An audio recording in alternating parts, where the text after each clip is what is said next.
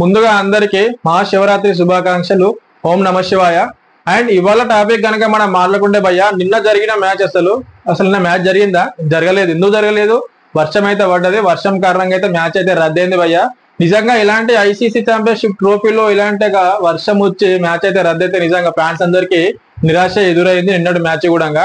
మరి Australia versus South Africa match, ఆస్ట్రేలియాకి 1 point, South ఆఫ్రికాకి 1 పాయింట్ అయితే ఇచ్చారు. మ్యాచ్ అయితే రద్దయింది కాబట్టి మరి దీంతో గ్రూప్ బి లో సెమీస్ కి ఏ టీమ్స్ వెళ్తాయో నిజంగా చాలా నిరుత్సాహంగా అందరు ఫ్యాన్స్ అయితే ఎదురు చూస్తారు. ఎందుకంటే ప్రతి ఒక్క టీం కూడా ఛాన్స్ ఉంది భయ్య.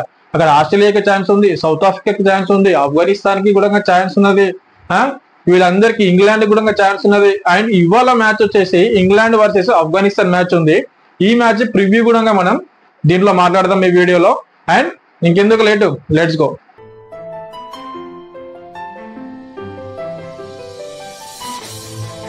Hi hello, welcome back to Kiran Kumar లోగర్.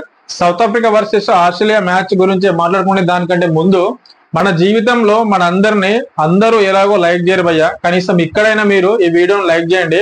And మీ ఊర్లో మీరు షేర్ అయితే ఈ వీడియోని షేర్ చేయండి. అండ్ మీరు యూట్యూబ్ ఓపెన్ చేయగానే నా వీడియో కనుక మీకు రావాలనుకుంటే కింద ఉన్న సబ్స్క్రైబ్ బటన్ ని సబ్స్క్రైబ్ చేసుకోండి, బెల్ ఐకాన్ ని క్లిక్ చేసుకొని పెట్టుకోండి. ఇక టాపిక్ లోకి వెళ్ళిపోతే South Africa versus Australia match.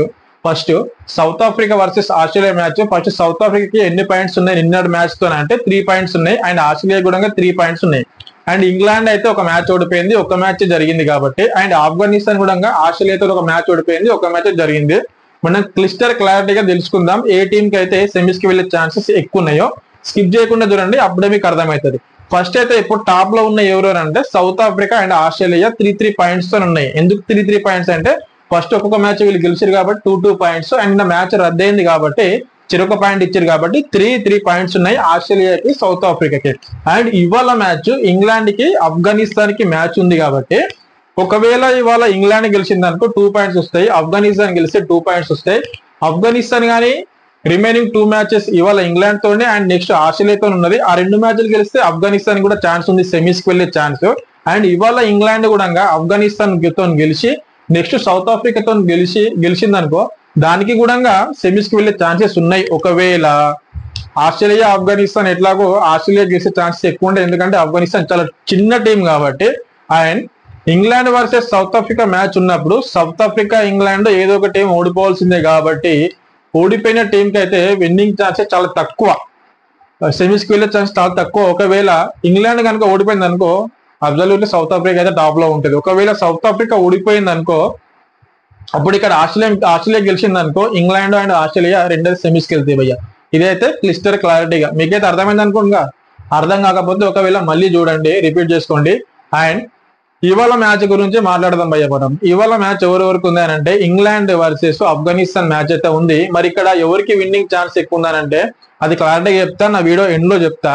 First మనం ఇంగ్లాండ్ ప్లేయింగ్ 11 గురించి మాట్లాడదాం, అండ్ ఆఫ్ఘనిస్తాన్ ప్లేయింగ్ 11 గురించి మాట్లాడదాం, అండ్ పిచ్ ఎక్కడో దాని గురించి కూడా మాట్లాడదాం. దీనికంటే ముందు మనం ICC championship trophy first match నుంచి నిన్నటి మ్యాచ్ వరకు కూడా మనం ఆల్మోస్ట్ దేనికైతే విన్నింగ్ ఛాన్స్ ఎక్కువ ఉందని చెప్పినామో ఆల్మోస్ట్ 6 to 7 మ్యాచెస్ జరిగినాయి కదా. దాంట్లో అన్ని మ్యాచ్లు మనం చెప్పిందే విన్ అయింది. ఓన్లీ ఒకటే ఇంగ్లాండ్ వర్సెస్ ఆస్ట్రేలియా మ్యాచ్ ఒక్కటి మాత్రం ఇంగ్లాండ్ కి విన్నింగ్ ఛాన్స్ ఎక్కువ ఉందని చెప్పినాం. అక్కడ ఇంగ్లాండ్ ఓడిపోయింది, ఆస్ట్రేలియా గెలిచింది. ఓన్లీ 1 మ్యాచ్ మాత్రమే మనం లూజ్ అయినా, మిగతా మ్యాచ్లు అన్ని అయితే మనం ఎక్స్పెక్ట్ చేసిందే మ్యాచెస్ అయితే విన్ అయినాయి భయ్య. అండ్ ఇవాళ ఇంగ్లాండ్ కనుక చూసుకుంటే సేమ్ ప్లేయింగ్ 11 తో ఆడతారు, అండ్ ఆఫ్ఘనిస్తాన్ చూసుకుంటే సేమ్ ప్లేయింగ్ 11 తో ఆడతారు వాళ్ళు కూడా. మరి ఇక్కడ చూడండి మ్యాచ్ ఎక్కడనంటే లాహోర్ లో పిచ్ ఎట్లా ఉంది, ఇంతకుముందు జరిగిన మ్యాచ్ ఉన్నాయి కదా, అక్కడ హై స్కోరింగ్ గేమ్ ఎట్లాగో. అండ్ డ్యూ అయితే వస్తుంది కంపల్సరీ అక్కడ కాబట్టి ఫస్ట్ టాస్ గెలిచిన వాళ్ళు ఖచ్చితంగా ఫీల్డింగ్ తీసుకుంటారు. చేసింగ్ వాళ్ళకే చాలా ఈజీ అయిపోతే డ్యూ వస్తుంది కాబట్టి ఒకవేళ 300+ రన్స్ కానీ 350+ రన్స్ వేసినా చాలా ఈజీ అయిపోతుంది. ఒకవేళ ఇంగ్లాండ్ కి చేసింగ్ ఉన్నా ఫస్ట్ బ్యాటింగ్ ఉన్నా కొంచెం గెలిచే ఛాన్సెస్ హై ఉంటాయి. కానీ ఆఫ్ఘనిస్తాన్ లో స్పిన్నర్లు 3 ఉన్నారు భయ్య. ఆ స్పిన్నర్లను ఇంగ్లాండ్ వాళ్ళు ఆడాలంటే కొంచెం కష్టమైతే, ఎందుకంటే ఇంగ్లాండ్ వాళ్ళు స్పిన్నర్లు కొంచెం వీక్ అండ్ ఫాస్ట్ బౌలర్లకు అయితే దవిడి కొడుతూనే ఉంటారు కాబట్టి. ఆఫ్ఘనిస్తాన్ లో మరి స్పిన్నర్లు ఎవరు అంటే మొహమ్మద్ నబీ ఉన్నాడు, రషీద్ ఖాన్ ఉన్నాడు, నూర్ అహ్మద్ ఉన్నాడు.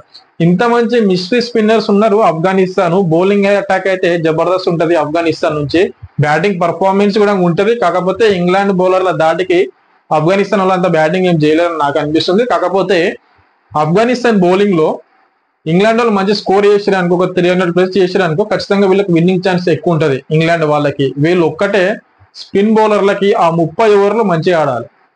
ఆ 30 ఓవర్లు మంచిగా ఆడినప్పుడు ఇంగ్లాండ్ కి విన్నింగ్ ఛాన్స్ ఎక్కువ ఉంటది. ఆఫ్ఘనిస్తాన్ కూడా తక్కువ అంచనా వేయాల్సిన అవసరం ఏం లేదు.